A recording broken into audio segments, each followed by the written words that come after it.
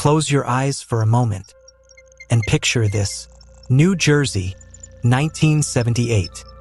Midnight air, heavy with fog, the kind that muffles every sound. A military police officer drives slowly along the perimeter of Fort Dix. It is supposed to be routine, nothing unusual, just another night shift. But then, everything changes. Out of nowhere, a piercing light slashes across the sky. Not headlights, not a plane, not a helicopter spotlight. This light feels wrong, unnatural, like it does not belong to Earth at all. Pulses, cold and blue, cutting through the fog like a blade. The soldier grips the wheel, his chest tightening. He knows the airspace. He knows what belongs here. And this does not. Then, as suddenly as it came, the light vanishes. Dead silence. No engines. No wind. Nothing but the suffocating quiet. And that is when he sees it. A figure stepping into the glow of his headlights. Small, frail, its limbs too long, its head too large. Wrong. Alien. The officer freezes. This is not a trespasser. It is something else. Instinct takes over. He raises his weapon. One shot. Then another. The creature staggers, falls. But then it gets back up. It takes a few more steps, as if pulled by a last surge of life. It collapses on the runway of the nearby McGuire Air Force Base. And that is where one of the strangest and most unsettling stories in American military history begins. Was this a hallucination? A case of mistaken identity? Or the night a US soldier shot and killed something? Not human. If mysteries like this keep you up at night, hit subscribe and drop a like. We are going deeper. January 5th, 1978, early morning. An MP at Fort Dix is dispatched to check on a possible intruder. He expects routine. He finds the unexplainable. He notices a glow above the tree-line. Low, silent, steady. He knows aircraft. He knows flares. He knows every sound the Air Force makes. This is none of them. The light vanishes as fast as it appeared. Then movement. A figure steps out of the fog. Barely 5 feet tall, thin and spindly, a head too large for the body. Not a shadow, not a trick of the light, a shape that breaks every expectation of human anatomy. Later reports will echo the same image. The so-called grays, described by witnesses around the world. The same proportions, the same stillness, the same cold presence. Panic collides with training. The officer fires. Muzzle flashes slice the fog. The figure stumbles toward the McGuire runway and collapses. For a moment, the night holds its breath.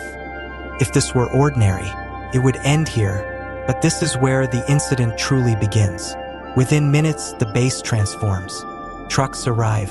Radios crackle with clipped commands. Men in white hazmat suits step into the fog. To those who glimpsed the scene, it felt rehearsed. No panic, no confusion, no noise, just motion with purpose. The body is covered with a heavy canvas tarp. No chatter, no hesitation.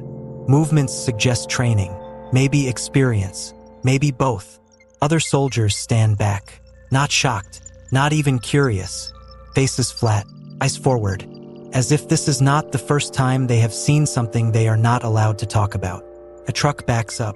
The covered shape is lifted inside. Doors slam. The engine growls. The truck is gone. No official report surfaces.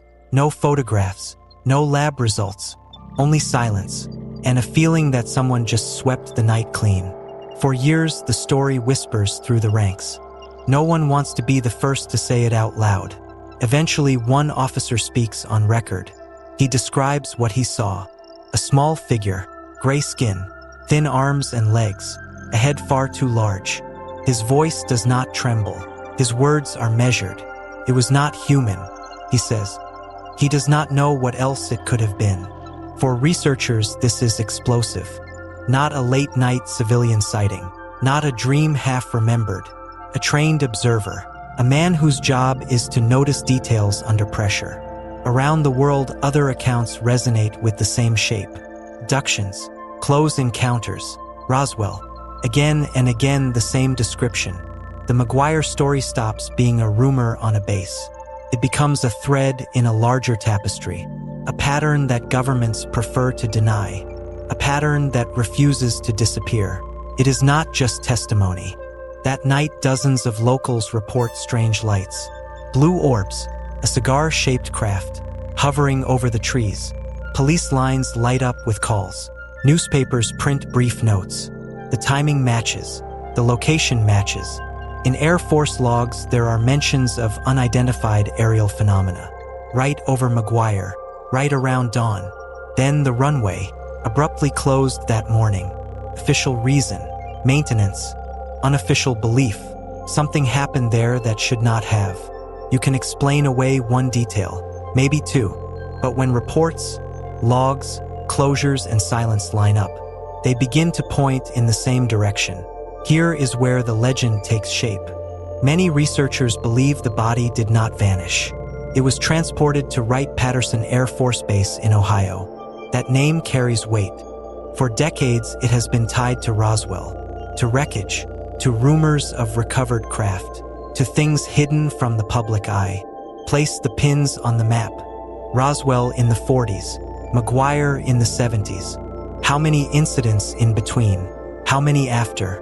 If the theory is right, the United States has quietly collected alien technology and alien remains for years, for military advantage, for reverse engineering, or for reasons we are not yet ready to understand.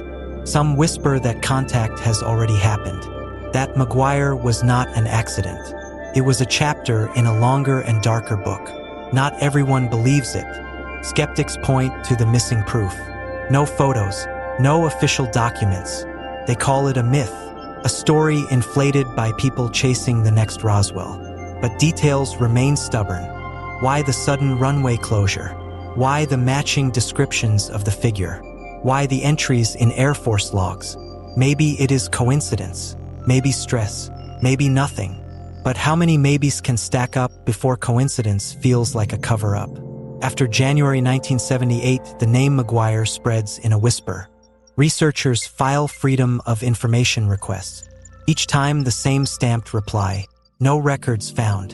The men who served that night keep their distance. Some deflect questions. Others offer a warning. Do not ask. This is not about people. Silence can be louder than testimony. When nothing happens, people talk. They gossip. They exaggerate. When something real and frightening occurs, silence takes its place. That silence still hangs over McGuire. It lingers like fog over an empty runway. More than 4 decades later, the McGuire incident remains unsolved. Was it a hoax?